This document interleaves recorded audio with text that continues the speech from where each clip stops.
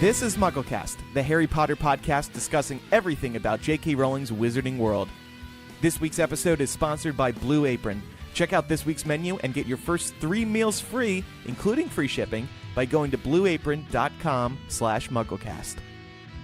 New episodes of MuggleCast are made possible thanks to listeners like you. Please visit patreon.com/MuggleCast to support the show and help us grow. In exchange, you'll receive exclusive benefits, including an ad-free version of our podcast.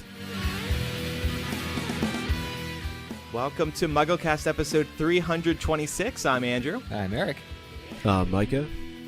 And we have a special guest this week. If you're familiar with Harry Potter, you will know who this person is. Welcome Evanna Lynch to the show. Hi, Evanna. Hello. I'm so excited to be here. Thank you for having me. We're so excited to have you. Of course, you played Luna Lovegood in the Harry Potter movies over the years. And what are you up to these days? I know you're working on a couple of projects. Yeah, I'm still acting. I'm doing a play at the moment in London called Disco Pigs. Just that. And then I'm sure other people know because I bang on about it enough. I'm an animal activist, vegan activist. So I'm working on my own podcast, which is, I guess this is how this came about because Eric has been helping me, teaching me all the technology. Cool. Yeah. But I just realized, Awesome. I don't think have I ever been on MuggleCast before? Well, you were on the live show at LeakyCon 2012 in Chicago. I remember because you brought. We asked you if you wanted one of our 7 years shirts, and you said no. I'll bring one of my own. And you had the original MuggleCast shirt with the silhouette. Cool. I don't know how you got it. I still have it. I probably bought it, guys. Yeah, probably. Yeah. Well, and that's the thing for anyone who doesn't know. Evanna's a true Harry Potter fan. She heard about the Luna Lovegood open casting call through MuggleNet all those years ago, right? I wouldn't be here if not for MuggleNet. Yeah. So crazy. Crazy. I remember I used to. It was just my routine every day. I'd get home from school. First thing I would do, boot up my dad's. It was one of those ancient computers, those desktops, and I would immediately go to MuggleNet and catch up on the news. And I knew, you guys are responsible for my geekery, for me going on set and knowing all of the cast birthdays. I was such a weirdo because the way you would wish the characters' birthdays, and you would also wish the cast birthdays, happy birthdays. So I would both be oh, did you know it's Neville's birthday today, Matt? And I would also wish them their own birthdays. I was so weird. And I was really proud of knowing that. I didn't realize that would freak people out. That's all your fault. Well, sorry. You brought the fan experience onto set, so that's pretty cool. I know. I think it was a much needed component. It was of the those only films. thing. So I was a very insecure teen. I just wasn't confident in myself in many ways, but I was confident in my Harry Potter knowledge and trivia, and I like to flaunt it around the set. Yeah, well, and I remember when I went to the Order of the Phoenix set visit, that was of course your first movie, and the publicist was like, all right, everybody, go easy on Evanna. She's new to this. She's shy. ask her easy questions. And I do remember you were so shy, but you were young. It's No, but I was also probably starstruck by you, Andrew. I think I probably told you that. Genuinely, you, and then also Melissa and John from Pottercast. When I met you guys, I was freaking out afterwards in the corridor, and I had this chaperone because I was underage when I started filming, and she was like, "Who are these people? What's wrong with you?" I was like, "You don't understand. They're Harry Potter fandom royalty, and they just interviewed me." That's amazing. I told a story a few weeks ago on MuggleCast briefly. Tell me if this is right. I hope I got it right. That you were listening to MuggleCast on set one day, and Emma Watson comes up to you and is like, "What are you listening to?" And you're like, "Oh, MuggleCast." And then you guys listened together for a little bit or something. Was that right? Did that happen? Probably. I had everything because everyone had in the makeup rooms in the morning. Everyone had their they're listening. Dan would listen to this rock. I don't know what it was, punk rock kind of stuff.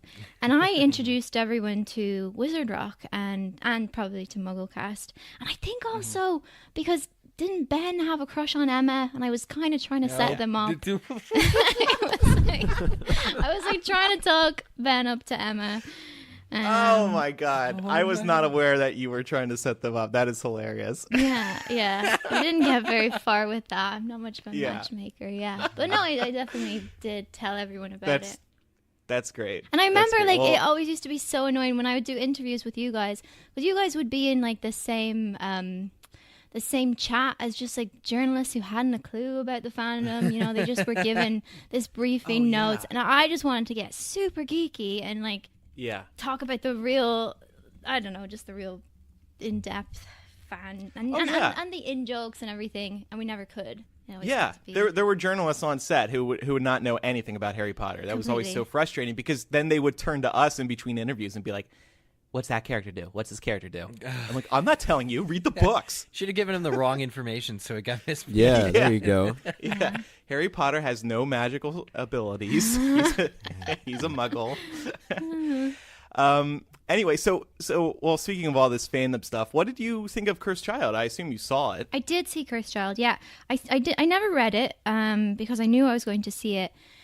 And I just heard so many people say you have to experience it. So I saw it, and have you guys seen the play, or did you just read it? Andrew has. I did. Okay. So I just thought it was so, like, it really creates the universe. Like, the magic was so beautiful, and it felt like real, like, traditional wizard magic, you know, almost like the way when you go see, like, a magician's show, there's just all this, I don't know, there's a quality about it that's really alluring. Whereas, like, obviously in the films it was all so high tech and polished, and I like that it felt like authentic, just old fashioned magic. That was really beautiful to me, and it really helped create the world. And it felt very different from the film universe, definitely.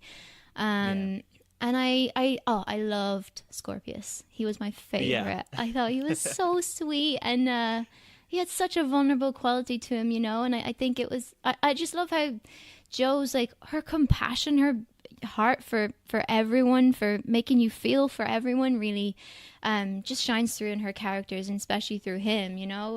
Whereas the Malfoys were such a detestable family before, and to see someone who is, like, kind of weak, or not weak, but, like, just softer, sensitive, and not all the qualities that his family values. I loved him. But on the other side of it, I had a big problem with Harry. Yeah, and that really, I just felt he was so, God, I'm struggling for words here, but just the way he was trying to separate Scorpius and Albus. I was like, dude, were you not there for all the Sorting Hat songs? You know, like, all of this Sorting Hat that spent years composing these poems or songs, or whatever you want to call them, about you know, unity, about togetherness, and also I just felt like Harry's been through this. We've already, like, that was such a big theme in the books, and I just really felt like Harry was wiser than this. And after everything we'd been through, you know, after he'd had all his fits of rage and seeing that, you know, people divided isn't a good thing, and that the house is separating people necessarily isn't a good thing. I think that's very fair. I mean, Harry, throughout his years, befriends students from other houses. That's the whole point. You know, Dumbledore's army befriends Luna, and, you know, he certainly makes his peace with Slytherin House because he names his child after Snape. Yeah. So I think you're right. I think he's a little, Harry and Cursed Child, and this reads through in the script as well, a little too out of it. And you can tell that he seems stressed out. Right? Yeah, but it exists. It very clearly, I think, exists to serve the plot, and but like that's apparent. Where it's just like, oh, we have to separate these two kids now so that they'll want to be together more. Yeah. I don't know. But it just, it was out of character for me. He wasn't, I could see it coming, you know, and I don't like that in stories when I know what the big blow up is going to be, that it's like you shouldn't have been trying to keep these people apart. And that's going to work against you. But I guess it's also like, I mean, it presents the idea that just because he's older doesn't mean he's going to be wiser, or he's not going to always know what to do. It might be that he just has more baggage, but for me, it just didn't feel true to Harry. Yeah. Yeah, no, I think you're right. And I do agree with your positive points, particularly the magic on stage, seeing that actually happen. It's like, wow, how did they do that? You really, because they can't cheat with special effects, with digital effects. Absolutely, yeah. So it's really so cool. it's very impressive. And then, of course, Fantastic Beasts. Do you love it? I loved Fantastic Beasts. I really did. I thought it was so good. I just love Newt. I was like so happy to have a really awkward hero. You know, he's even the way he speaks, he's just like, he's not confident. He's not.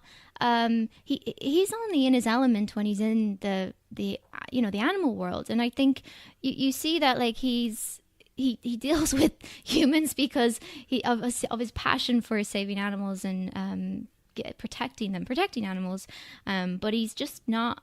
He is just awkward and just interesting, and I just thought the animals were also like the world. For me it always expands the world, and when you see the creatures and when you learn more about the creatures.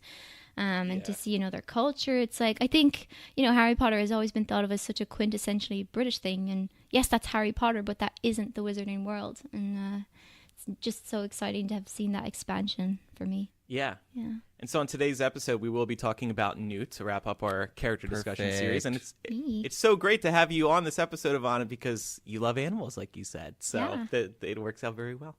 And it's also so glad we're having you on now, because we just found out a couple weeks ago that they're doing open auditions for these teenage Fantastic Beast roles, teenage Newt, Leta, Grindelwald, Dumbledore, So which cool. I'm sure you must be theorizing a lot, the potential storylines that J.K. Rowling might be getting into.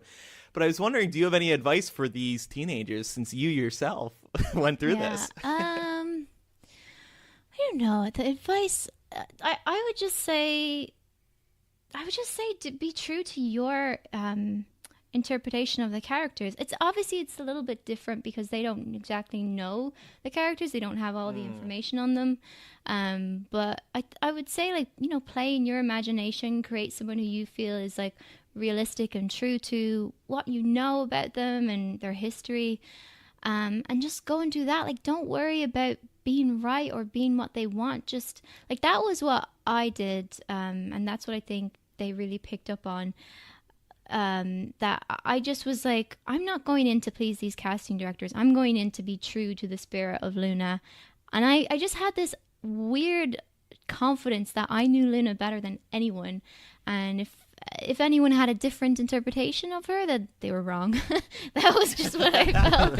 I was like, and I actually said that to him, which is really out of character for me. It sounds really cocky, but as I say, it was just like this faith I had that where I went in and they were asking me about her and my interpretation. I was like, it's up to you to disagree with me, but if you go a different way with Luna, I respectfully have to say that you're going the wrong direction. So you would have boycotted all the future films, right? Oh God, it would have been painful. I would have really. I don't think I would have enjoyed those films anymore. Yeah. Who was in the room though that you said that to? Just out of curiosity. It was David Heyman, David Barron, David Yates, the three Davids. Yeah. Nice. And I think Fiona, the casting director, was there at the same time.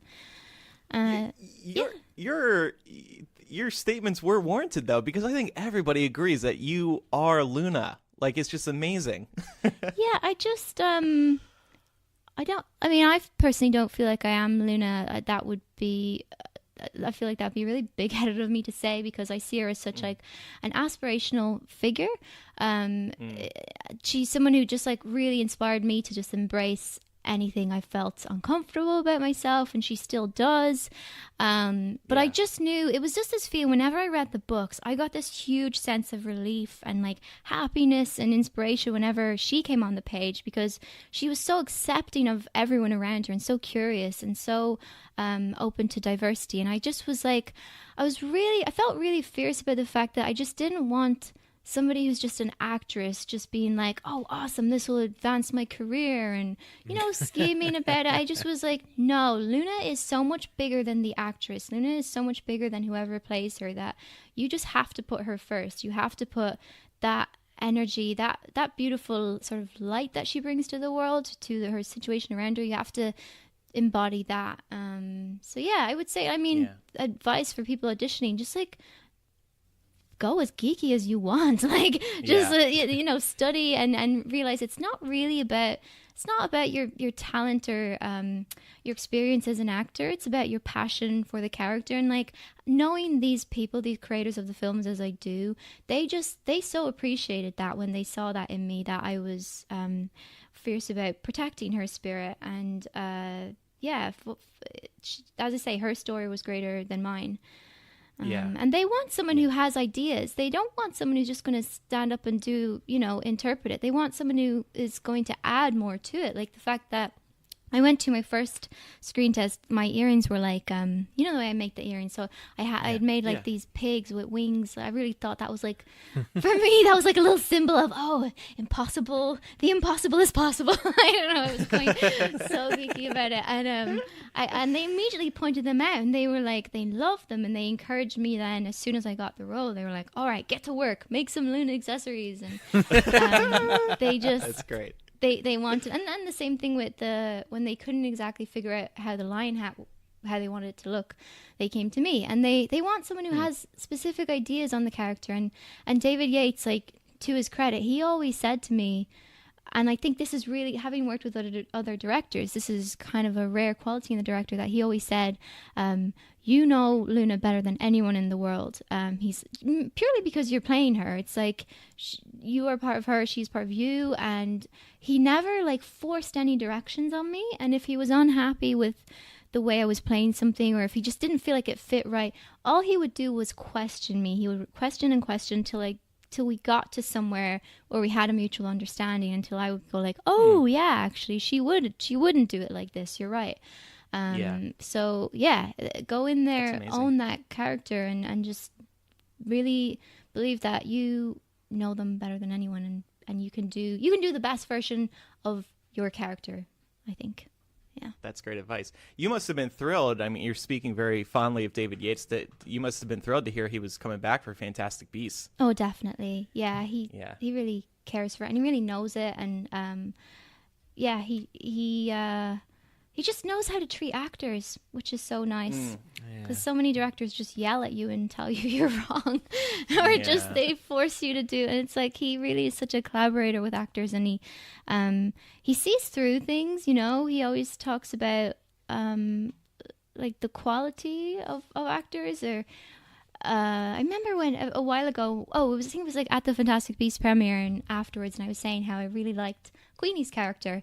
And he was talking about, he's like, it's interesting, she's got a real Luna quality to her. And I was like, that's, because they're not, they're very different in many ways, but it is that sort of that essence, I think, that he was talking about. And I love that he tunes into that. Yeah. Cool. No, that was all very well said. How's J.K. Rowling doing? You hang out with her much? Well, I see her at all the Lumos events, because I'm an ambassador for Lumos now, myself and Bonnie Wright. So I see her there a lot, but she's always very stressed, and always like everyone in the room is trying to talk to her. So I just say hi, and I tell her my new thoughts. My recent thing has been like I've become obsessed with housing. Because house sorting. Well, I don't want to go on about this, but basically, so I started dating someone like a year ago, and then was completely like shocked to discover he's a Slytherin. Like he took the test, and I was blown away. I was like, I am dating a Slytherin? Like, I guess I've always had Slytherin friends, but they just seem a little bit ruthless for me. But then I realized, like, I've really changed as I've grown up. Like, I used to lean more towards Gryffindor, Ravenclaw, and kind of Hufflepuff. Like, a lot of my best friends are Hufflepuffs because they're supportive and loyal and they're lovely friends. But I started to realize that I'm more, lately more attracted to the Slytherin qualities of being ambitious and being tough and being, yearning for greatness, that kind of thing. And so, and I don't know about you guys, if you do this thing where every now and then, if a Facebook Harry Potter house quiz crops up, kind of just want to check to be like, oh, I wonder, oh, let's see. Make sure everything's still on the up and up. Yeah, exactly. To check in on your mental health. So I do this anyway. I check on it. And recently, and I always get Gryffindor. That just doesn't change. I'm definitely Gryffindor. But my secondary house, which used to always be Ravenclaw, has lately been Slytherin. And I've been like, OMG, what is going on? Yeah, like, do I need to see a psychologist? What's going on? Seriously. You're going dark. Yeah, going yeah, to the dark arts. But so I got a bit obsessed with that, and so I've been writing to her about that and telling her and I've been telling her like how accurate I found it is, like how learning that my boyfriend is a Slytherin taught me so much about him, just taught me what he values and taught me how he makes choices. And I was like, it's really a lot more accurate than like astrology. I feel like horoscopes are so vague, and housing is just, it's just perfect. I don't know. I would love to hear You your must have thoughts loved on hearing that, knowing you thought it was better than astrology.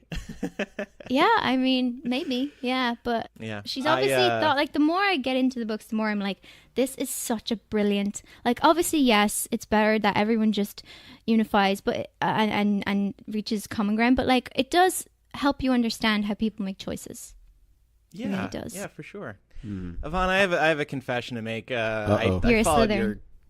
Oh, go on. Well, actually, yes, I did convert to Slytherin earlier this year. A new Slytherin, yeah. No, I'm totally pro Slytherin. I told you, I was like, I've become the biggest Slytherin apologist. Yeah, so good, I'm waiting to hear good. her thoughts on that. But yeah, we still write letters. Sorry, go on. I interrupted you. Good. Oh no, I followed your boyfriend on Instagram a few months ago because he's very attractive. He's so pretty. I know. He's so pretty. And that's the thing. Also, that's so funny. I have to tell him that. He'll be delighted. But he also, like, that, he has such a typical Slytherin response to that. Whenever I tell him how, like, pretty I find him, he's like, get in line, sister. Or he just, like, says something. Whoa. He just, and it's joking, but he's like, it's such a Slytherin response where I'm, like, gushing and being so affectionate. And he's like, I know, I'm kind of perfect. It's really funny. That's so cute, that's great. though. That makes me laugh. Yeah.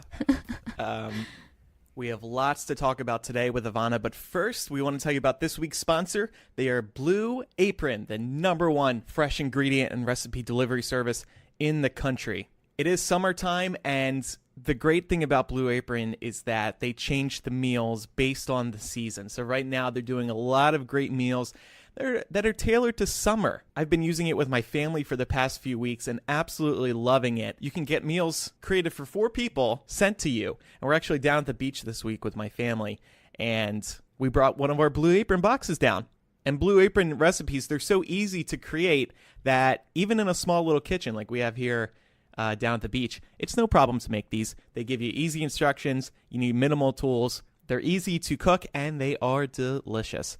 Here are a few of the featured upcoming meals. There's a seared chicken and creamy pasta salad with summer squash and sweet peppers. There's creamy shrimp rolls with quick pickles, and sweet potato wedges. There is a fresh basil fettuccine pasta with sweet corn. And there's also chili butter steaks with Parmesan potatoes and spinach. Don't like any of those recipes? No problem. You can choose from a variety of new recipes each week or let Blue Apron's culinary team surprise you. Recipes are not repeated within a year, so you'll never get bored. And Blue Apron's freshness guarantee promises that every ingredient in your delivery arrives ready to cook, or they will make it right. So check out this week's menu and get your first 3 meals free with free shipping by going to blueapron.com/MuggleCast. You will love how good it feels and tastes to create incredible home-cooked meals with Blue Apron. So don't wait. That's blueapron.com/MuggleCast. Blue Apron is a better way to cook. So let's move on to let's talk about Newt now. Let's talk more in depth about Newt.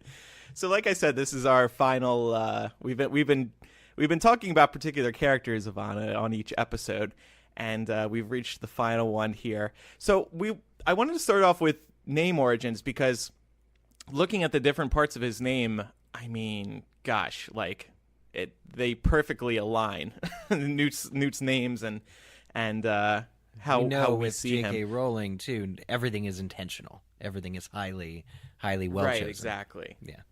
Though there is one part that I want to get into when looking at the name origins here. But so Newton was derived from the Old English place name meaning new town. Mm-hmm. That one, and that one, it's like, oh, okay, well, he came to a new town in Fantastic Beasts. He went to New York. We're ticking that box real early. Yeah, ticked, yep. Artemis was a goddess in Greek mythology, the daughter of Zeus and Leto, and the twin sister of Apollo. She is the goddess of the moon, hunting, the wilderness, and the gift of taming wild animals. Hello. In myth, Artemis spends most of her time hunting, which she has in common with Newt, although he seeks wild animals for conservation rather than sport. And then Fido. This is the part I thought was interesting. It's of Latin origin, meaning I trust or faithful. Now, I was wondering, what's the connection here? Are we going to see something faithful come through in a future movie, or does it mean it's his Hufflepuff shining through? That's what I'm thinking of, is because Hufflepuffs are very loyal, and in that case, loyal to be extrapolated to mean faithful as well. But as well, the Latin fidelis meaning truth. I think that Newt, in spite all odds, is very true to himself and true to his own character in the way that, Evanna, you were just talking about, as well being with Luna, how you approach the character.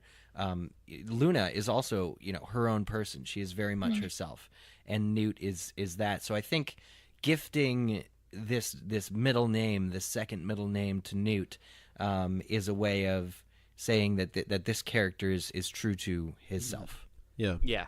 Wait, hang on a second. I need to backtrack. Where did you get all these names? So it's Are these in Fantastic Beasts, the movie, think in the or book. the book? I think In the book, books, not in the movie. Yeah, it's more. But I'm trying to relate it to the movie because now we're focusing more on that.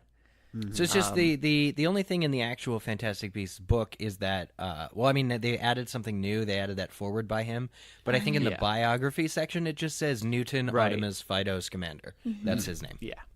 And did you say? And so Artemis is a girl's name, a goddess.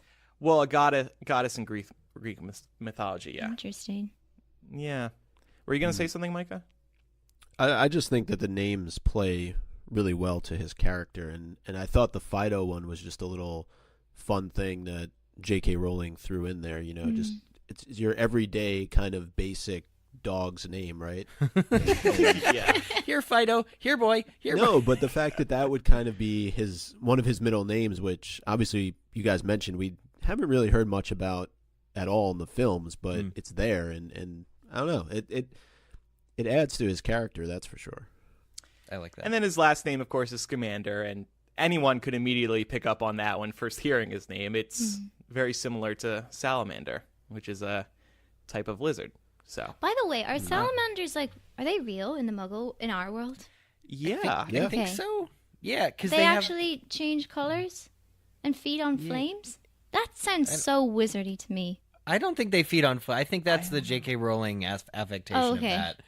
But salamanders I get so are confused. Where I'm like, wait, were phoenixes real and are they extinct? Like, right. This is one where I'm like, that sounds so J.K. Rowling. Salamander. Yeah. Salamanders are that creature that exists. Like they study them in Care of Magical Creatures, I think, in one of the years, but they're totally real. It's one of those real creatures that was just appropriated for the Wizarding World for some reason. Like, I would love to know why she did that. Yeah, for sure. And Scamander is also Luna's future last name, isn't it? Hell yes. Yes, it is. Ralph. Yeah.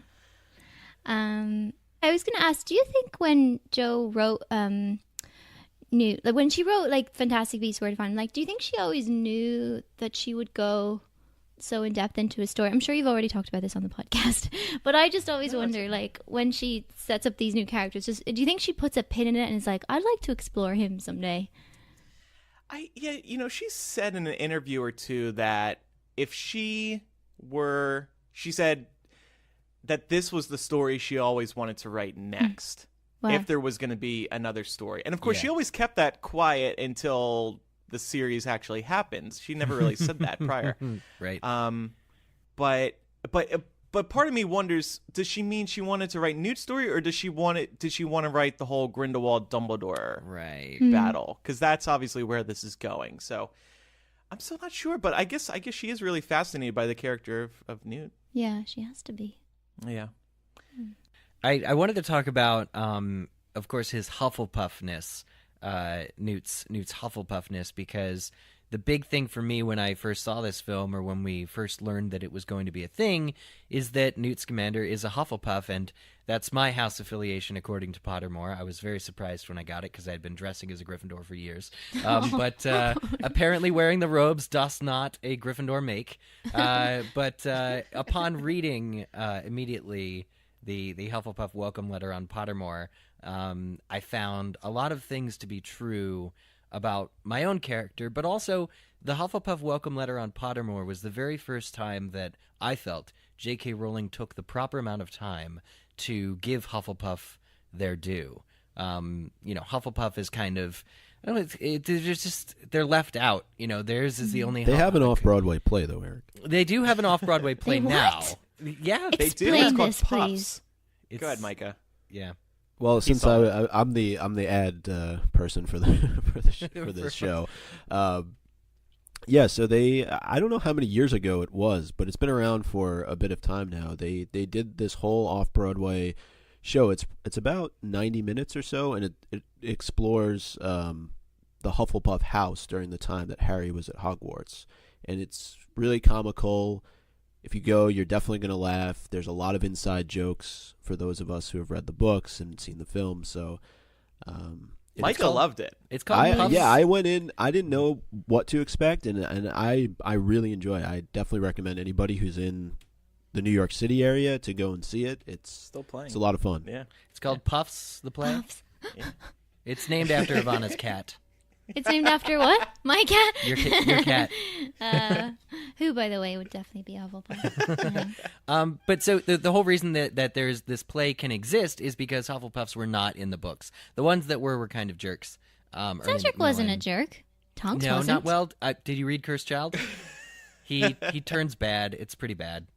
Cedric? But Cedric is the exception. Cedric is, of course, the very fact that he was picked by the arbitrary, supernatural goblet of fire to be the champion of Hogwarts does say something, and I like that. But for too long, as a conflicted Pottermore Hufflepuff, before it really came out, and before, I just think that's very thin over time. When you keep telling yourself that, like, oh, Cedric Diggory, like, I feel good about being a Hufflepuff because Cedric Diggory was a Hufflepuff, but like he dies pretty soon too. He just gets bested by Wormtail, and you're like, well, so how far can you go to like cling to him as not because he fails, but just because there's not a living Hufflepuff who you can really look up to currently. And that's what Newt is for me. Well, what about Tonks? Okay, wait. Tonks has died, obviously, but don't you think she's more of a redeemer for Hufflepuff? I wonder. I think that what it is that very, very generally, the qualities of Hufflepuff House are not necessarily highlighted in the Harry Potter stories so much. Maybe that's controversial, but I just forget, who's a Hufflepuff, or the idea that you would have, though, getting to Newt, a leading man who is a Hufflepuff, for me, like, is a profound resurgence, or for the very first time, it feels like the qualities that makes one a Hufflepuff are being brought main stage in a way that they haven't before. Well, I think it's because, like, Hufflepuffs, like, are disinclined to play the hero. They don't seem to see glory the way Gryffindors and Slytherins do, and they just have a lot less ego than the rest of the houses, So, like, for themselves, and that's why I think Newt is such an unusual hero, because, well, I mean, his cause is so much for the animals and for justice for them. It's so not about him, and you get the sense that he doesn't feel comfortable in the spotlight, except when he's sorry, that's my cat chiming in with her support for this point.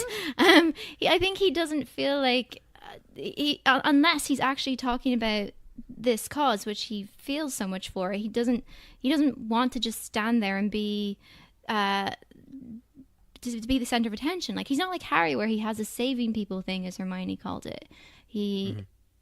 I think that's why Hufflepuffs are often in the background. Like, they're the kind of people who, like, they support, and they can be. I know for me personally, a lot of my friends who are Hufflepuffs and my mom, like, those people are my rock, and those people, they have this kind of this strength that I don't have.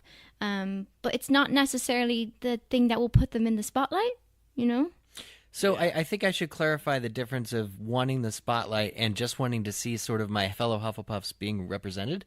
Like that's the joy of watching Fantastic Beasts for me, is seeing. Hufflepuff House, I think when Cedric was chosen as the Hogwarts champion, they felt a sense of pride, and it might not be their defining characteristic, but they were very proud for him. And of course, they used the opportunity to treat Harry like dirt as well, because they're very loyal to Cedric. But I do feel that pride for seeing, you know, Newt Scamander, a Hufflepuff, in the lead role. But you're also right, like that he's got the spotlight and he doesn't want it and he doesn't seek it, I think makes him a more compelling character. And it's I feel so thrilled that J.K. Rowling has chosen to make this character, the hero, the main character of her new story. Yeah. Me too. Well, and speaking of that, so another point I wanted to bring up was just his contributions to the Wizarding World. Yeah. They appear to be teaching the Wizarding World about animals, because I think it's notable that we haven't heard of any other people who are studying animals to the degree that he is, other than like a care of magical creatures teacher at Hogwarts. Is he simply the guy? And I guess this plays into the fact that Newt doesn't really want the spotlight. He's an author, off doing his own thing. And that shines through in his personality. He is introverted, and he does seem a little weird, but that's just Newt. Like, when you see him take on, was it the Erumpent in the movie? He's making all these weird noises, and he doesn't care. Like, he probably wouldn't do. Movie. Yeah, he wouldn't be that outward in front of people unless he has to when he's dealing with animals. But then also, Eric, to your point, he might be. He could be the reluctant hero later in this series if he's going to be helping take down Grindelwald. Yeah. And maybe we'll see him struggling. That is the thing that ties into sort of Hufflepuffs as a house. And this is from the Pottermore welcome letter. I wrote it down. It says, "Welcome to Hufflepuff House. Our emblem is the badger, an animal that is often underestimated because it lives quietly until attacked, but which, when provoked, can fight off animals much larger than itself, including wolves." So here's the whole thing about, you know, Hufflepuff House. They're not a bunch of duffers, as Hagrid called them. They are, in fact, very talented, and this is where it comes in with Newt. Like you're saying, Andrew, like when attacked or when he needs to fight in the film, he is an exceptional wizard. He's also, it helps, the first adult that we've ever seen, you know, in this capacity performing magic and dueling. So we get to watch him the entire film apparating very quickly and holding his own against a myriad of obstacles. And he even uses the beasts themselves to succeed in fighting and combat and these things. And so he's very, very, very talented. He's very accomplished. And I think that just goes back to the trait of the badger, though. You know, of being sort of detrimentally underestimated, which is great. Mm-hmm. Do you relate to Newt a lot as a Hufflepuff, Eric? I'm not sure, because a lot of what spoke to me in the welcome letter about Hufflepuffs was just the way that they sort of relate to each other and are kind of, I don't know, interested in their community and very I think I relate to sort of interactions between Hufflepuffs very much more, and how I keep like friendships and what I value in friendships. And it's not the loyalty aspect so much as just the sort of being grounded in things. So I relate to that, and I think Newt I really respect as a person who is following his own path, because that very much represents my view of my own life trajectory, where, I mean, you know, being a part of a Harry Potter website and a Harry Potter podcast was not anyone's in my family's idea of success or life trajectory. And when I followed that, pulled that thread, and started traveling, due to the opportunities presented to me, everyone was a little blown away in my family. And so standing out, but ultimately being true to myself, being my own person, has been a factor in making every decision I've ever made in my life, and it's gotten to me to a happy place where I am now. So I really just believe in being unique and following your own path, which it seems that Hufflepuff House is known to do. And so for that reason, I do see an example figure in Newt, and I feel most at home with the house when I think of Hufflepuffs in that light. That's interesting. And also, I mean, something I noticed just about you as a Hufflepuff and about Newt is like, there's this, as you say, quiet work ethic, where it's like, yeah, like not glory seeking, but that's what comes first. And the fact that he doesn't let, his personal life, his emotions interfere with what's going on. The way, like, you don't even know anything. You don't even know until Queenie points out, isn't it Queenie? She points it out. Or what did she say about people? You can read people most when they're hurting. Like, that just isn't addressed in the film until she has this, like, quiet heart to heart with him. And I think that's just so admirable about Hufflepuffs, that whereas Gryffindors would be like, my heart is broken and I want the world to know about it and I'm gonna fight for love, that kind of way. It's just he so much puts that aside in favor of what he believes is what needs to be done, what is important. Yeah, he sacrifices his own, not like happiness or well-being in any dramatic way, but I think that's the other side of Newt as a character in this film, is that he is vulnerable, or he's a character who's allowed to be vulnerable. I mean, he has this hole, it's described in the Blu-ray special features. Eddie, during a segment called The Magizoologist, talks about how it's revealed through the course of the film that there's sort of this void, this little hole in Newt as a character, which gets slowly filled when he begins to find his friends here in this film. And the fact that, you're right, Evie, Queenie points out that, he's had this relationship in the past which hasn't gone well, and that, he carries this photo of this girl, but it almost reminds him of something painful. That he is a wholly rounded character. I mean, he doesn't speak up about it, and it's not really an issue until she points it out. But yeah, he's very much on a journey, and I think that's also what makes him a good character, is he has some room to grow, as a person. And Newt, being a person who hasn't, really felt at home with humans, he tracks, with animals more, getting to have him be thrust through circumstances of the film into this situation where he needs to interact with these other people is good for him.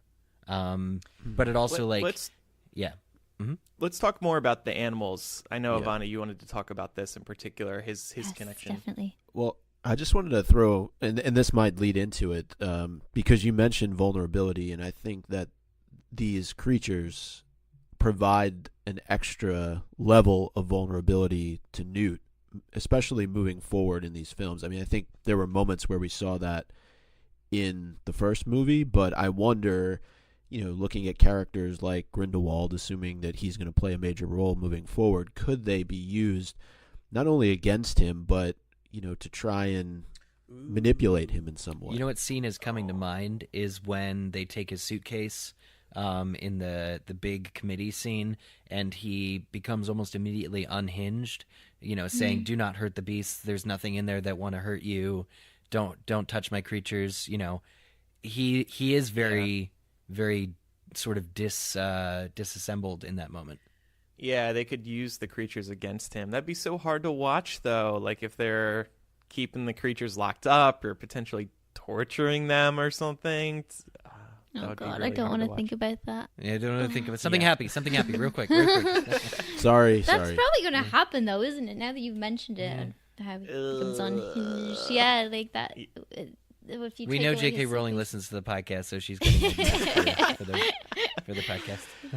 So, Evanna, what do you see in Newt's connection to his creatures. Okay, yeah, I'm excited to talk about this. Sorry, were you finished your point, Mike? Yeah, no, I thought it might tie into what you were going to say, or in part anyway. Okay. Well, I mean, speaking as someone who loves animals and as someone who understands Luna's connection with animals, I often think it's like a lot of people who connect with animals and who want to help them, it's because they feel misunderstood by society. It's because they feel like they're an outsider. And animals, like, they just have this beautiful quality of letting you be whoever you are. You know, dogs don't ever prejudice against anyone based on, you know, the normal things that humans prejudice against, like skin color, sexuality, things like that. They're so accepting. And it's not that I don't think Luna or Newt prefer animal company. I think it's just a very different kind of relationship. And animals are creatures that are so exploited and so prejudiced against just because they're so different. Like, I really believe, again, this is me speaking as a vegan, but I don't believe that we are better than animals. I don't believe that we were born with any more rights than they should have.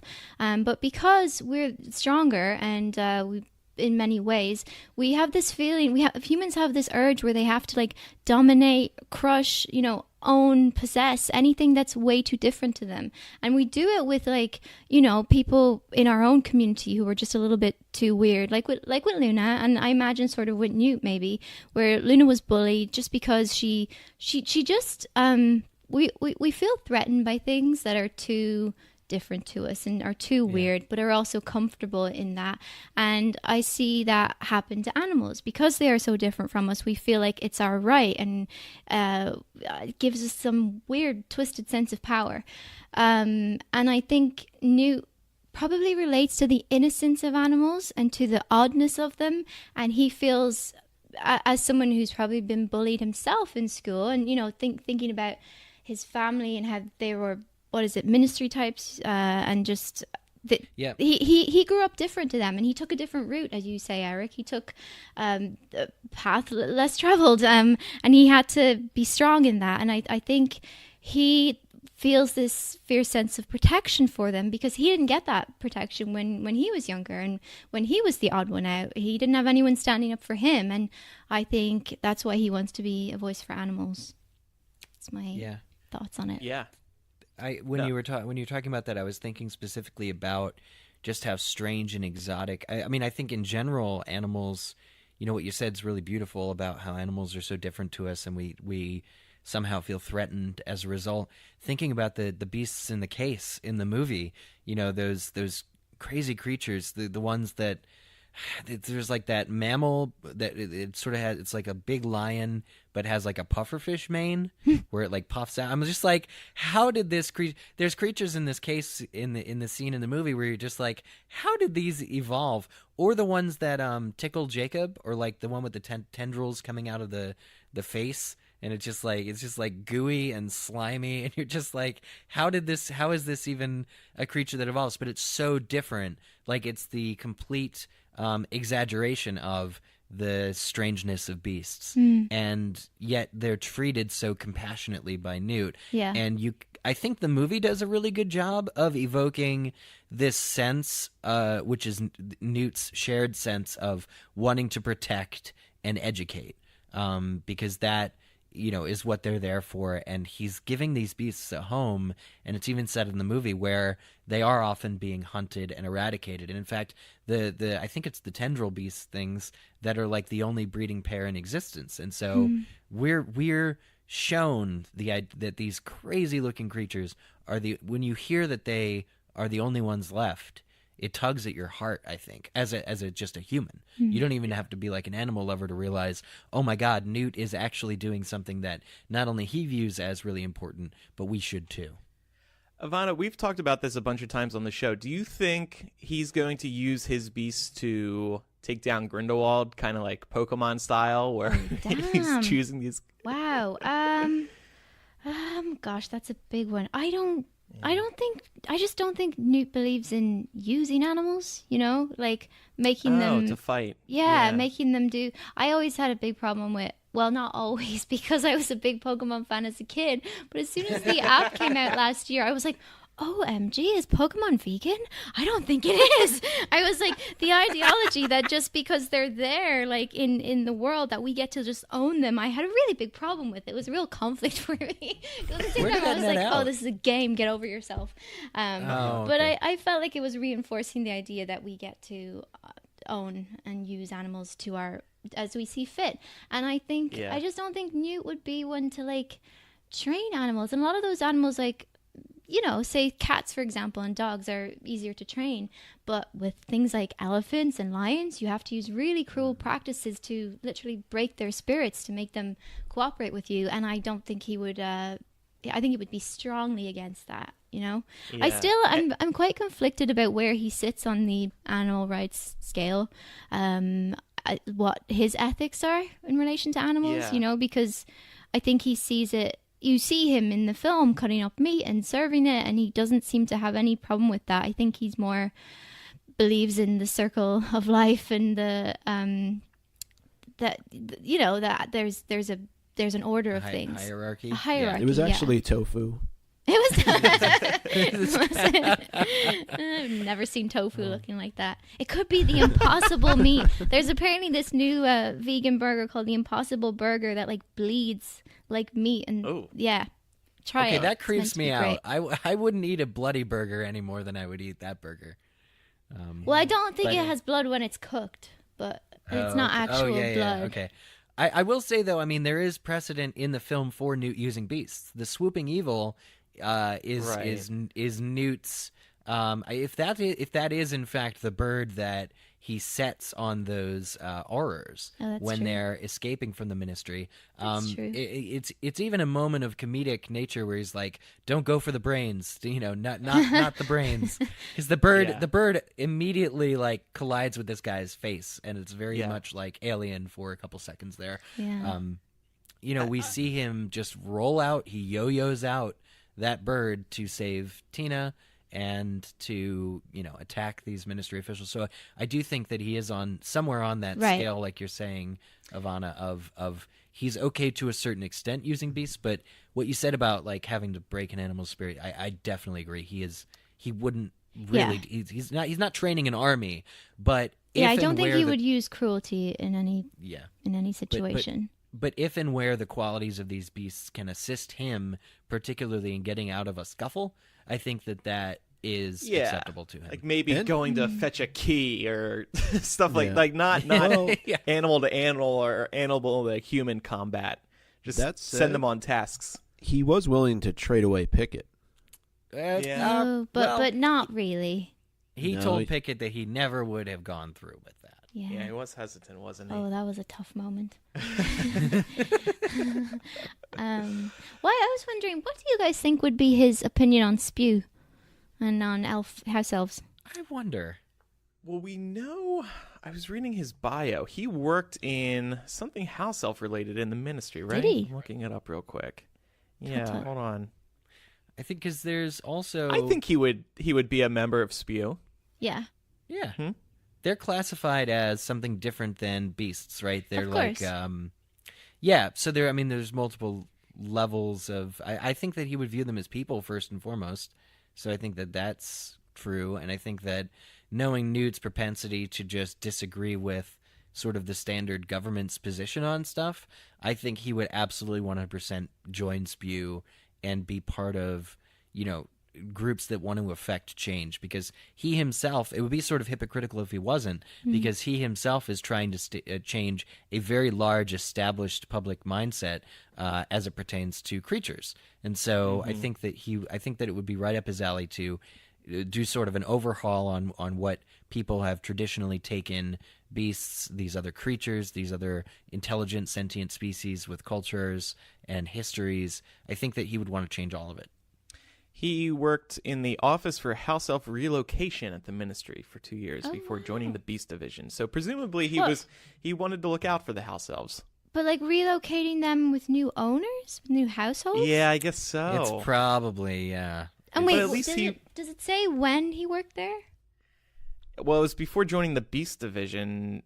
Maybe so it was like the early maybe that's where he 1900s. formed his beliefs, that might be where he saw, maybe he quit because he didn't like what he saw what was happening, and that people weren't changing, making the kind of changes he wanted. Yeah. I like that idea. Yeah. That's a good point. Yeah. But I don't know how soon before he started collecting and saving creatures that was. Mm-hmm. Yeah, that's a good question. I feel like he just seems like the type of person who grew up fascinated by beasts in general. Definitely. Mm-hmm. From the first time he read about them or saw one, he was just always hooked on it, and this is definitely his lifelong passion. Mm-hmm. And the reason I had asked you, Evanna, how you think if he could get his beasts involved in the fight is because I feel like this, like I've said, this Wizarding World, this movie series is clearly going towards that big war. And Newt's got to be involved somehow, right? Because he's still going to be the lead character. Sure. So that's why I'm wondering if his he's going to use his beast somehow. But I guess we'll see. What are we going to say, Micah? Yeah. One question that I did have, and I know we have discussed this on the podcast, so more for Evie about just speaking of Beast and Newt. What are the chances, I guess, do you think, that either Fawkes came from Newt to Dumbledore or Aragog came from Newt to Hagrid? Oh, wow. I think I've read that before. I think it might have been something one of you guys tweeted about. That's gotta be the thing, isn't it? Yeah. It's gotta be. There's that one line in the book about, what was it? I came to Hagrid in a pocket from a traveler. Yeah. Oh, really? Yeah, Aragog says that. I didn't to really Harry. think of. I was more talking about Fawkes, about the Phoenix. Oh, yeah. That's Oh, okay. definitely. Yeah, I feel like Newt definitely passed him on to Dumbledore. Yeah. Oh, I And don't of course, know. those two were very close. We don't know why yet, but Do we know when Dumbledore got Fawkes? No. No. But we know that he cherishes Fawkes. Like, there's a special connection and relation. Like, Dumbledore's everything is a phoenix. Like, his Patronus, I think he's not an animagus, but if he was, I think it would be a phoenix as well. I don't know. Oh, it's it's kind of gonna an be interesting. something heart-wrenching, like Newt's on his deathbed and gives him like a phoenix eggs or something, isn't it? Oh, totally is. Wait, are there phoenix eggs? Is that a thing? Or are they just ashes from the phoenix it was previously? I don't know. It's a chicken and egg joke Yeah. that I tried to make there. But I definitely think.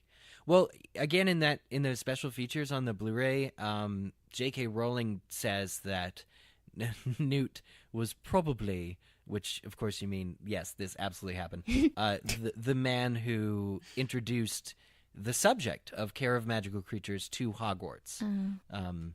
So because of his views on beasts, and I think that whatever his friendship with Dumbledore turns out to be, or turns out to have been, I hope, and I think, I feel pretty confident we will get that entire backstory of how they became friends, what specifically their relationship is, because that ties into what's coming with Grindelwald and Dumbledore's own thing. I get it. But because of Dumbledore's close friendship with Newt, I think Dumbledore would have seen it as a very good cause. And also being the school, like the school for wizards, that it would be irresponsible not to train young wizards how to deal with beasts, how to take care of them, and I think that it's also just a good practice to forward Newt's cause by teaching this class, by having this class. So I think that Dumbledore would have very much, been okay if once Newt suggests that they have a Hogwarts class on this and they have a textbook to work off of because he's just written one. I think that that's based on their friendship. I think that it's, maybe Newt gives Dumbledore a phoenix and Dumbledore gives Newt the class that he has always wanted to be taught at Hogwarts. And do you think, big question. Oh, sorry, Micah. Interrupted you. No, go ahead. You go. Well, do you think, like, Newt, obviously, like, his vision is for animals to be respected and for them to live in their natural habitats. But, like, do you think Newt achieves, like, the world that Harry lives in, is it close to what Newt wanted? Has he achieved it? Or I'm wondering, like, because obviously is Ralph his grandson or great-grandson? I should know this. I actually don't know. Is it great? I think it's great-grandson. I'll look it He up. becomes a naturalist. I wonder, is it just like his family is continuing the work and it's not he hasn't achieved his vision yet for the kind of equality or respect for animals that he's working towards. I think that it's an ongoing thing. I'd like to believe that Newt, when he eventually dies or did die, did so in a happy, like that he was happy with where he had gotten to. Because I think that certainly starting off where he did when there was not even that class at Hogwarts, and ending in a place where his direct contributions to the wizarding world were the foundation of that change. Whether or not it's as far as he wanted it to get, who's to say? I think probably you're right in suspecting that maybe not. Because I think not, because at the same time we see so much examples of animal exploitation and abuse, like the way the dragons are kept, and for wands, dragon heartstrings are used, and unicorn hair. Like, it is a very vegan world that they're living in. Well, yeah, actually, it's a really good... I didn't even think about dragon heartstrings as being... I mean, that's 1/3 of Ollivander's entire profession. Yeah. And I would even say with Hagrid, too, and while he's trying to teach care of magical creatures, so much happens with him, and you would think that it's still not a widely accepted subject. He's kind of treated... I don't want to...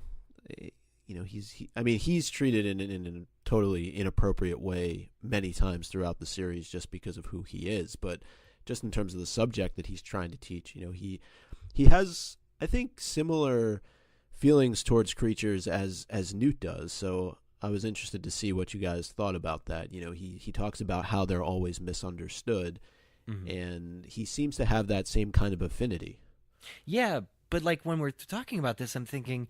You're right, but there's also like no real good curriculum set around it. And this might have to do with a couple things. It might deal with Hagrid's abilities as a teacher, which are limited. We know he's Harry's friend. He's our friend. That's why we like him. But in the books, Care of Magical Creatures class is almost used as a punchline to add some humor into an otherwise very scary time of year at Hogwarts. Like, the blast-ended Scroots are the butt of many jokes. I mean, what is their purpose? They're so weird and odd. The fact that Care of Magical Creatures class is being taught is something, but it's being taught by Hagrid, who, I guess, even though we know he has a passion for beasts, is he really instilling it in the students? And so few students are taking him seriously. I think only... I think there's a line is it book 5 or book 6 where Harry comes to terms with one of the beasts and is just like, okay, I can kind of see how they're kind of cool if I can see what Hagrid likes in them.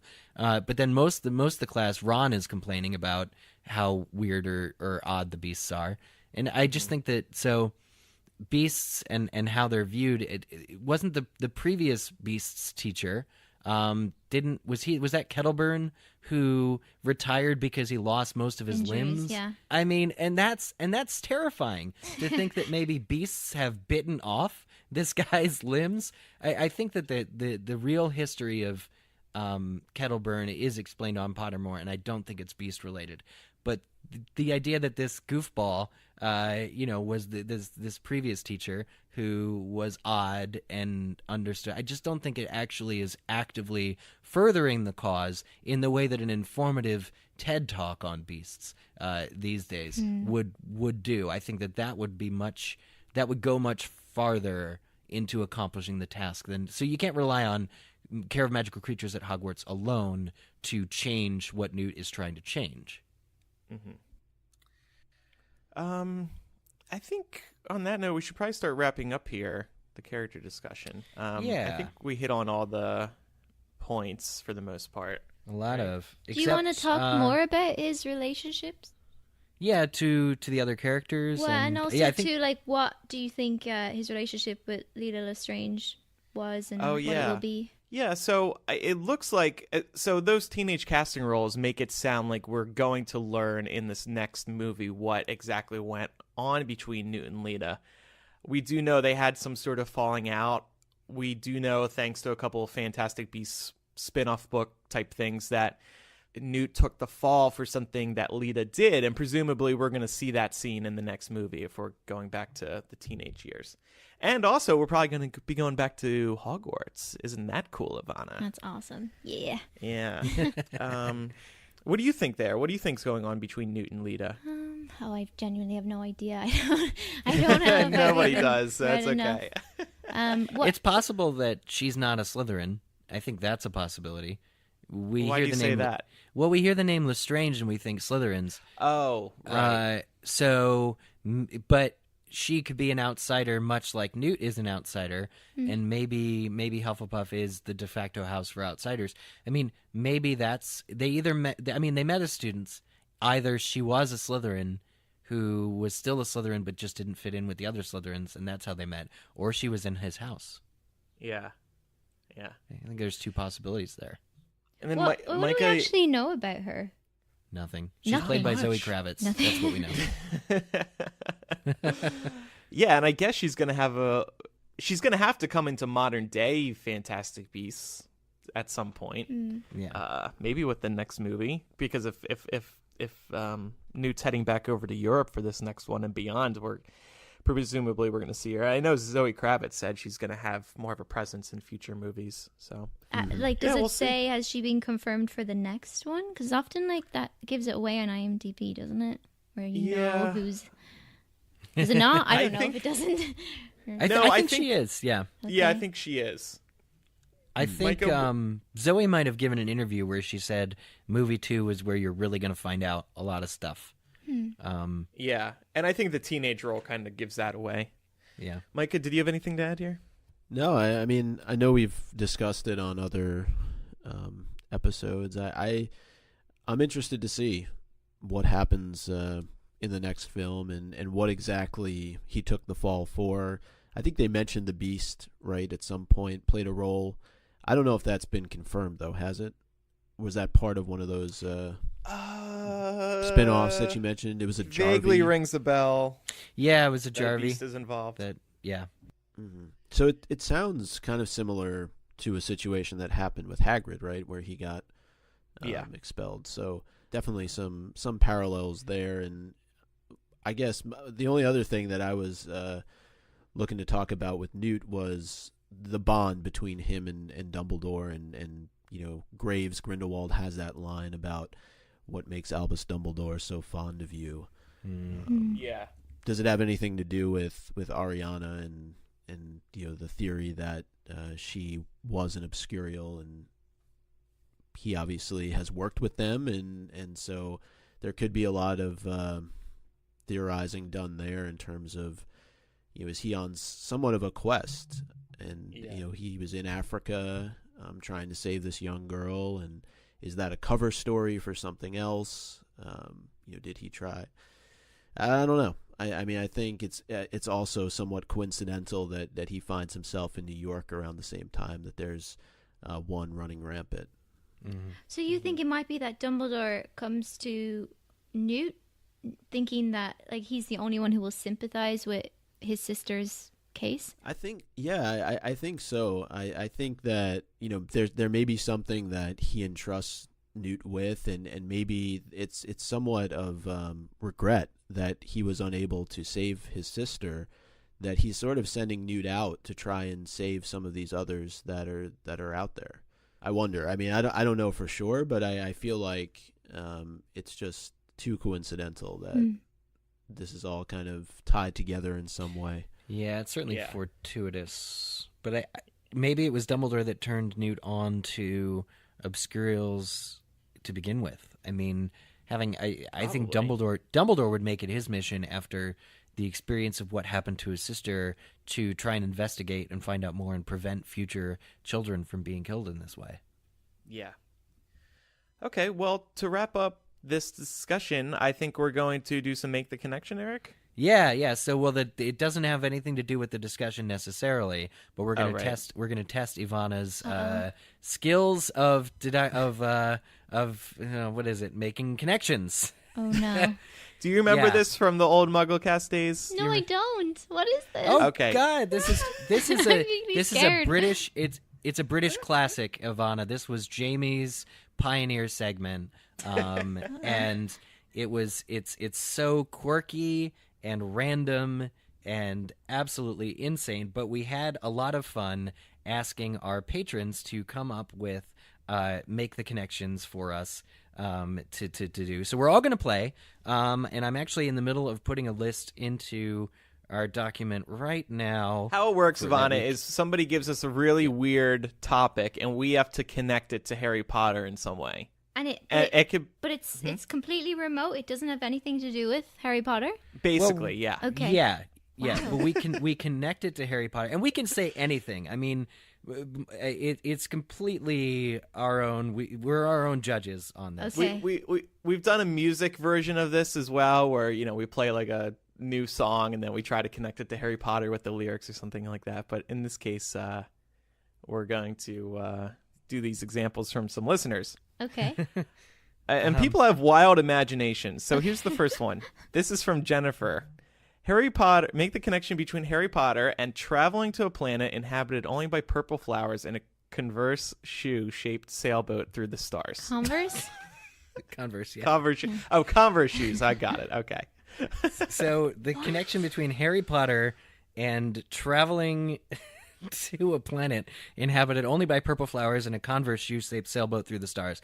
I will take this one. What are your listeners on? This is mad. Yes. You got to ask them. These are our patrons. These are our most hardcore listeners too. Wow. Okay. Yeah. So this is all you MuggleCasters. I don't know what to say to this one. Thank you. I got this. Same. Okay. First of all, many things. If we've learned nothing from Harry Potter, or if we've learned one thing from Harry Potter, it should be that things are not always what they seem. And a Converse shoe. There's examples in Harry Potter of shoes being port keys, for instance. And even Newt's own case. It's just blew Evanna's mind right now. I'm having a moment. The Newt case, for instance, the suitcase appears to be this mangy old, dirty old suitcase, and it's actually, in and of itself, a portal to another world. And Newt's case in particular, let's get a closer dive. There's certain environments inside his case which, very much resemble crazy, odd environments like a planet with only purple flowers. So if there were a beast that Newt knew of that survived on this planet, with just purple flowers, he would recreate it for being inside his case. And, as far as sailing through the stars, that's fun to do, and you could do it inside the case. Amazing. I was going to say, yeah, that was very good, Eric. Eric's been thinking about this for I have no idea what you just said, but that was spot on. Gosh. This is from Lords. Make the connection between Fantastic Beasts and overdue library book finds. How about this? We waited, let's see, 5 years for a new Harry Potter Wizarding World movie. It was way overdue. All right. Yeah. I felt like I was being penalized every day we didn't have a new Harry Potter movie to look forward to. I like it. Micah, here's one for you. Make the connection between Harry Potter and jumping on a trampoline in a tutu. This is from Savannah. Well, Dumbledore. Yeah, go on. You're helping him, Andrew, with the assist. In his spare time, in the back of the office, puts on his tutu because we know he's gay, and when he wants to let some steam off, he just hops on the trampoline and woohoo! Okay. Wait, how about isn't this there one? a more obvious one? Isn't there like a picture of trolls in tutus? Trolls in tutus? Yeah. Oh, there you go. Yeah. I don't know. I don't know what's that was referenced though. But that was in a book or something. Yeah, there's like a picture of them. Oh wow, in tutus. The trolls learning to ballet dance. Yeah. Huh. Yeah, you're right. That's totally a thing. Okay, Micah, here's another one for you then. Sean McKee, make the connection between Harry Potter, Fantastic Beasts, and Razorburn. All right. The Murtlap bite from Fantastic Beasts. That's so good. It looked like some Razorburn. Yeah. After he got done with Jacob. Yeah. Here's one for all of us from Stephen Hauser. Make the connection between Harry Potter, Fantastic Beasts, and Dwayne The Rock Johnson.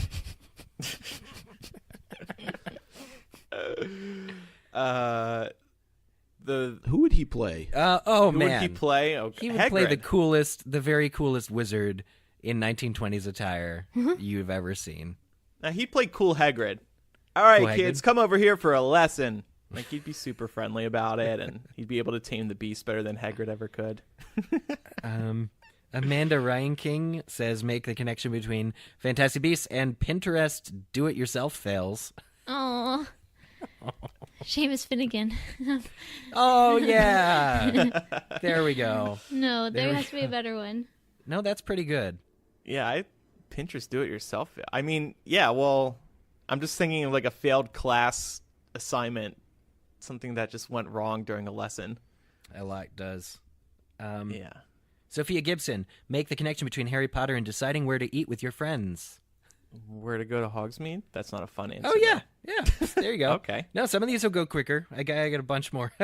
Haley Brown, make the connection between Fantastic Beasts and Michael Phelps swimming against a great white shark. Goblet of Fire, the Mer People. There you go. Boom.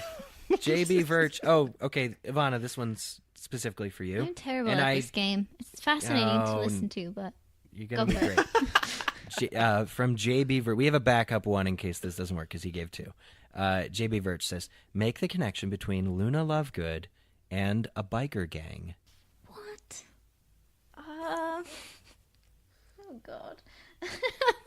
Is Luna ever tough? Tough?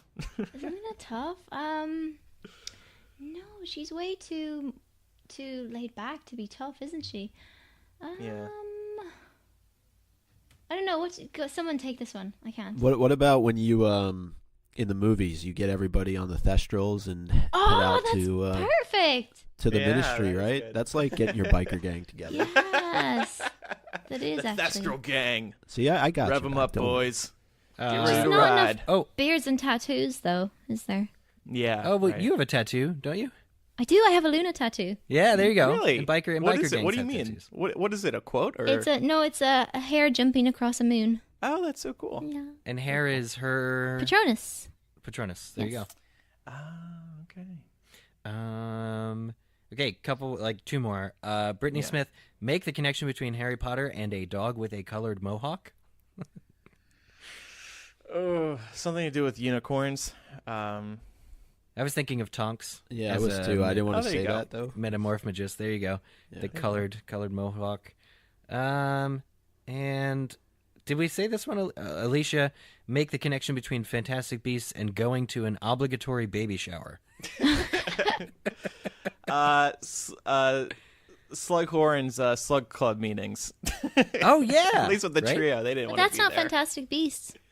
Oh no! Darn it! Yeah. An obligatory baby shower. Showing up for a meeting at MACUSA. I'm trying to think of like the MACUSA president having to deal with Tina. What do you want, Tina? Yeah. Come on, Tina. I don't know. Having to deal with an obligatory disgruntled employee. Mm-hmm. Yeah, Serafina Pickery probably does a lot of things out of duty that she would rather not do. Yeah. But trying times, and she's a good person, so she'll go and handle it. No, interesting. We definitely want to thank all of our patrons for supplying the Make the Connections that we played. That was a lot of fun. Good to get to that I'm fun sorry, stuff. I'm not on your disappointed. level. I didn't understand that game No. at all. Look, I wanted to get to the purple beaver flying a cheese helicopter, but Well, we'll save that one for next time. Do you have an answer for that? No, not at all. But Oh. maybe Micah needs a week to think on it. Yeah, It's no, Adam expect to see Chipperfield that said in that the next Fantastic Beasts film. Yeah. He plays a major role. Especially if have- the beasts are on the front lines. The cheese helicopter is definitely the first line of defense.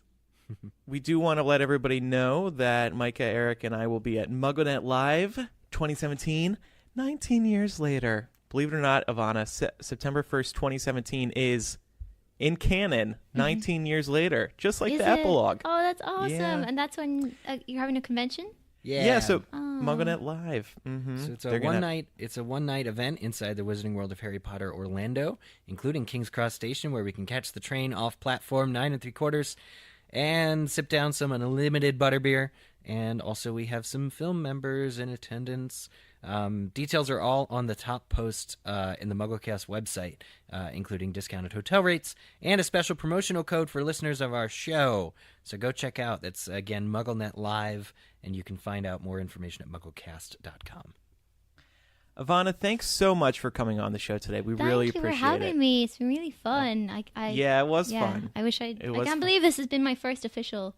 Like, I know I've been on as an interview, but this is a fun one to just, I don't know, be a geek. It's been great, and we'll let everybody know about your podcast that you're launching once it gets up and running. Have you chosen a name? Yeah, it's called the Chick Peeps podcast. Chick Peeps? Yeah, as in like chick people. And also I really like chickpeas.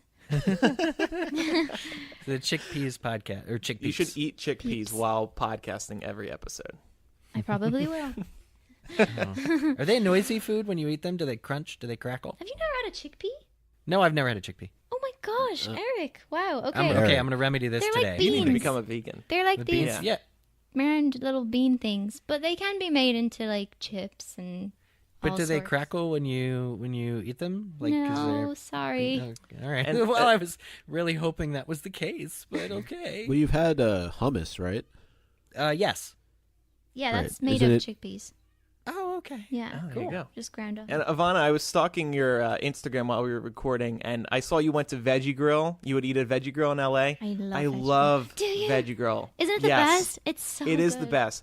I would be a full-time vegan if I could eat their breakfast, lunch, and dinner. Really? Okay. Every day. That's good. It's so good. Well, that's encouraging. Yeah, Awesome. yeah. Well, I mean, it's just because I think some people think, vegan food, it won't taste good or stuff like that. But you eat there, and I assume other vegan places. Exactly. I know. It tastes great. Just people need. That's what I want to do with my podcast. Just make people aware that it's not a lifestyle of like deprivation or restriction. It's just a very different way, and there's a very joyful way of doing it. Yeah, I tend to always take my omnivorous friends there. Because it's like it's not too expensive, and it's not too. There's some of them that are just like way too expensive, and people make the mistake of thinking vegan is healthy, and it absolutely does not have to be. Yeah. And in the case of Veggie Grill, they have like burgers. Yeah. And so when I take somebody there for the first time, I'm like, get what you would eat at a place where you would like eat meat. So you like burgers? Have a Veggie Grill burger, and I promise you'll like it. So. Awesome. Well, again, thank you for coming on. We really appreciate it. You were a true fan. We loved having you on. Yeah. I love being on, and thank you guys for putting up that casting announcement all them years ago. I guess I should thank you for that here. Tell J.K. Rowling we said hi. And by the way, ask her about Scorbus next time you see her. Let us know what she says. I can't believe nobody has asked her about this. I know. Oh, but also try and get to the bottom of the lavender brown thing. Are you aware of this? Evie, that Lavender Brown's life or death has been in question for years now. Oh, wait. Does she we don't die? know. It's on Pottermore. They're not being clear. Well, well, does she? Yeah. She's certainly attacked by Greyback, but his MO is attacking children and leaving them alive. Are you serious? Oh, wow. He has enough restraint to stop eating somebody so that they will be, because he wants to make as many werewolf abominations as he can, right? Oh. So on Pottermore, this whole story in a nutshell is her bio was changed, and it initially had said that she survived, presumed dead, and then they just got rid of it. Yeah. So Ooh, controversial. Wow. Right? Know, right? So since you have the open line to Joe, we could really use that answer. Okay. And also ask her to come on the podcast. Okay. Oh, yeah, definitely. Tell her how much fun that you had, how nice we all are, and we promise to be nice to... It's been 12 years. I mean... Haven't you interviewed her? No. No. Just Emerson. Emerson, yeah. But, that's a long time ago. Well, anyway, you're I'll always let her welcome know. back, by the way. Oh, thank you. Yeah. Okay. Well, let me know if there's any episodes related to things I'd be interested in. If you're doing any Lovegood episodes, I'm down. Oh, yeah. Well, we'll see. We'll do maybe a dive back into Xenophilius and Luna. Yeah. Maybe. Cool. Well, thank you so much. Thanks. And one quick note, we will actually be off next week for the 4th of July holiday, so we will see you after that. We have a Fantastic Beasts commentary episode coming up very soon, and we are also going to do a mailbag episode in the coming weeks. Catch up on your feedback. Thanks, everybody, for listening. I'm Andrew. I'm Eric. I'm Micah. I'm Evie. Did you want me to say that or no? Again. Yeah, absolutely. 100%. Yeah, absolutely. Thanks, Evie. Thanks, Evie. We'll see everybody next time. Goodbye. Thanks, guys. Bye. Bye. Bye.